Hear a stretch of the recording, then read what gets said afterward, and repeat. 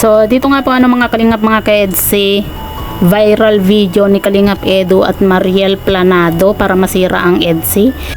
So yan po yung ating pag-uusapan po mamaya mga kalingap mga ka-EDSI.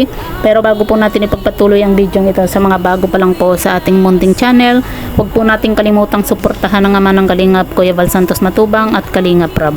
At paunawa panoorin po muna ang full video bago mag-comment para malaman ang nilalaman nito. So dito nga po mga kalingap mga ka-EDSI, sa live nga po ni Kalingap Rab, talagang ang dami pong mga negative comment nga po doon dahil nga po sa mga issue po ngayon na naglalabasan nga po patungkol nga po dito kay Kalingap Edu at Mariel. At yan nga po mga kalingap mga ka-EDSI, marami po yung nagsasabi na planado daw po ang video na kumakalat nga po ngayon. Kasi kung mapapansin nyo po doon sa video, yung babae po panay po ang tingin doon sa camera, di ba?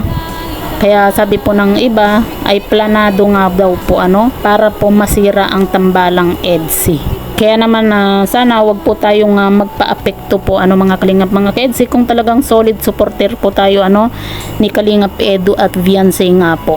Wag po tayong basta-basta po maniwala sa mga paninira po ng iba kasi noon pa man po marami na pong gustong manira po sa tambalang EDSI, di ba? Noon pa po kung ano-ano na po yung mga issue na ibinabato po nila, kung hindi dito kaya Kalingap Edu, kay Viancy, di ba? Para masira po ang tambalang EDSI. At kung mapapansin nyo po mga kalingap mga ka-EDSI, sa tuwing may big event nga po at achievement po ang EDSI, laging may mga issue po na lumalabas, di ba? Yun po yung napansin ko po dito sa tambalang EDSI. Sa tuwing gumaganda po yung views po nila at may mga achievement po ang EDSI, gaya na lang po niyan, di ba? Naging ambassador nga po, di ba? At kinuhang model itong si Viancy. Bigla na lang ang daming issue ngayon na naglalabasan, di ba?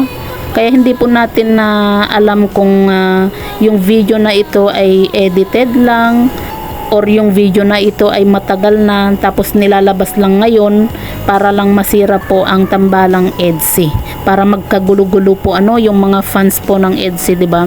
Kaya kung talagang solid supporter po tayo ni Kalingap Edu at ni Viancy, kumbaga wag po nating hayaan na manaig po yung mga basher. Wag po nating hayaan na masira po ang tambalang EDSI nga po dahil lang sa mga basher, di ba? So kayo po ba mga kalingap mga ka-EDSI, ano po yung masasabi nga po ninyo patungkol po dito? I-comment nyo lang po sa ibaba at babasahin po natin isa-isa.